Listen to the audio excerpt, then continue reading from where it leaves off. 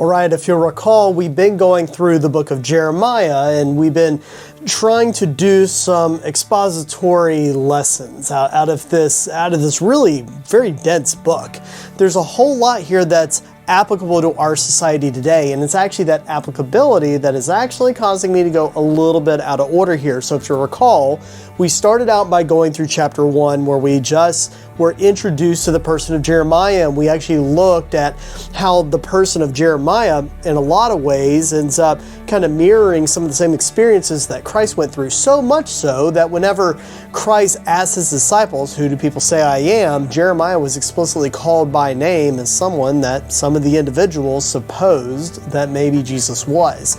Then we went on to the next section where we picked right up in chapter 2, and we started talking about the various warnings that Jeremiah has for his chosen people. Now, that section went up until about chapter 10, so you would expect for us to pick up in chapter 11, but because of the subject matter, I wanted to maybe skip ahead a little bit more, get into chapters 21, 22, 23, going to chapters 29. And the reason is this: I have a problem with authority. This is something that I'll joke about and say that as I get older, I start realizing that I never thought I had a big problem with authority, but apparently I really do. And this is something that apparently, God had a problem with as well, but, not authority over him, obviously. He had a problem with the authorities that were governing his chosen people. His chosen people were these people of covenant. They were people that were identified by the fact that God said, "You will be my chosen people, and that I will make you a great nation. I will expand your descendants and make them more numerous than the stars in the sky, and I will bless all nations through you." This is what identified these people. But in this day and age, you had these people who basically were governed by two different flavors of leaders. You had the civic leaders, and then you had the religious leaders, and they both worked in tandem. Now, this is very different than our world today. You see, in our world today, there's the government is the government, but the reality is that our sense of covenant with God is through Jesus Christ, not through some identification of a particular nation state or a particular type of territory. That's the world that the people of Judah and Israel were living in, is a world where those two things really were one and the same, and that's why it became so important for Jeremiah to warn against the misgivings of the political and civic leaders who were leading God's people astray. One of the things that you'll read where God's chosen people are being led by these corrupt and unrighteous leaders, and then you'll also read some verses in there that start talking about the fact that God will make certain that his people are taken care of. And I think that there's a really important lesson for us to take here. That lesson is not that, we need to make certain that our government looks a particular way, because if it doesn't, then God will curse us, and if it does look a certain way, then God will bless us. That is a horrible misapplication of what's taking place here. Instead, what we end up seeing is a lesson about God's will and the unstoppable nature of what he intends to happen. What you end up seeing are warnings against these civic leaders of his chosen people that you are living in an unrighteous way, and you are safeguarding over my sheep in such a way that it is not being faithful to who they are. And because of that, I will raise up people who will lead them and guide them. The lesson to us is very clear that God's will come to fruition. And so if we live our lives in such a way that we think we're going to stand up against God's will, or we think we're going to interfere with it, or maybe we're going to cross our arms and say, "I refuse to participate," well, I have bad news. Nothing we can do is going to stop God's will. And when we stand in the way or refuse to participate in what God intends, God says, "Fine, I will raise up people who will be faithful."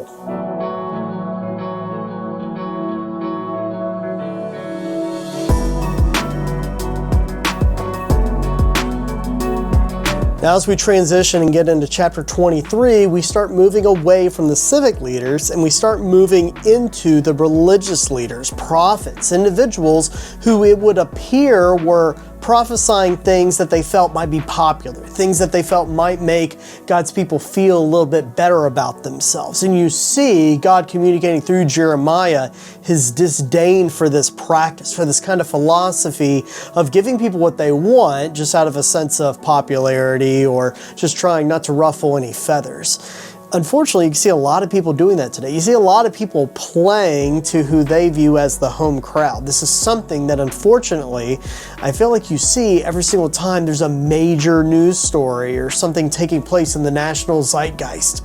Individuals who are religious seeing those big emotional issues as opportunities to prove that, I'm for you, that I'm going to preach things that make you feel good, that reinforce what you want to hear.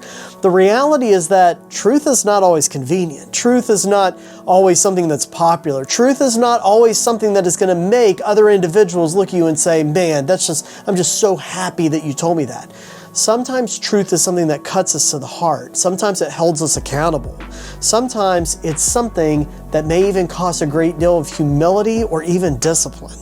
And it's important that we as individuals guard our hearts and ensure that we are not just simply subjecting ourselves to individuals who tell us what we want to hear. Because if we do that, then we are not hearing God's truth. Instead, we're hearing the propaganda of religious shilsters who just want more followers or just want more individuals to give to their organization or more potential customers maybe for their books or for their media. Truth is a precious thing, and it's something that comes directly from the Creator.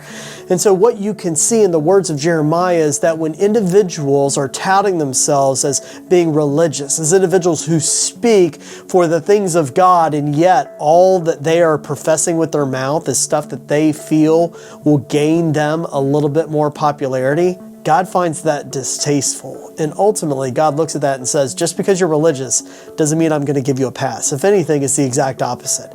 I hold you to a much higher standard. So the lesson is very clear. Guard your hearts. And if you're somebody who flatters yourself as a religious leader, do not think that you are immune from criticism, because God's truth is going to be able to see through your deceits.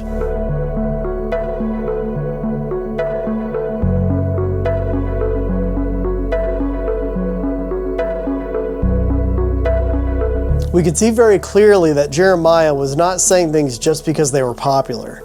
As soon as you get to chapter 26, you end up seeing that he is actually seized by all of these individuals who did not want to hear the truth that he was telling. They wanted to arrest him. They wanted to hold him accountable, even to put him to death for the things that he was saying. They feared that truth that was so inconvenient. And yet, eventually you see Jeremiah going free. It was obviously God's will that Jeremiah was going to continue prophesying, and as we just said, God's will not be stopped. Now, ultimately, we know what ends up happening. By the time you get to the very end of the entire book of Jeremiah, God's chosen people are individuals who are going to be living in captivity in Babylon until a time when God calls them to return, when they will rebuild the temple. But in that prophecy of this time of tribulation, this time of captivity in Babylon, Jeremiah prophesies in chapter 29 what is going to happen. He promises them that they are going to be renewed, that they are going to be built back up. Now, once again, when you end up seeing God talk about the fact that he knows the plans that he has for his chosen people, it's not a lesson that they're going to get a job raise. It's not a promise that they're going to get a new position, that they're going to be able to achieve something academically or athletically, but instead, it's a promise to his covenant that God is going to make right on his promise. And that is so important for us today as Christians, because Christ has made a covenant with us, a new covenant, that so long as we dwell in him, he will dwell in us. And for that, we will be reconciled with the Creator, that we will not have to live eternity in death, but that we will have it in life, that through Christ's sacrifice on the cross, we will be saved. That is a promise that God has made with us. It's a covenant that he made when he died on that cross, and that he proved to us when he raised from the dead. That is what God is talking about when he says, "For I know the plans that I have made for you." because the plans that he has for us are plans that involve reconciliation with the Creator and ultimately glory in paradise. That is so much better than anything that we could possibly want on this mortal world itself. Well, that's the lesson we have for today. I hope you're able to get something out of it. Until we can meet again, God bless.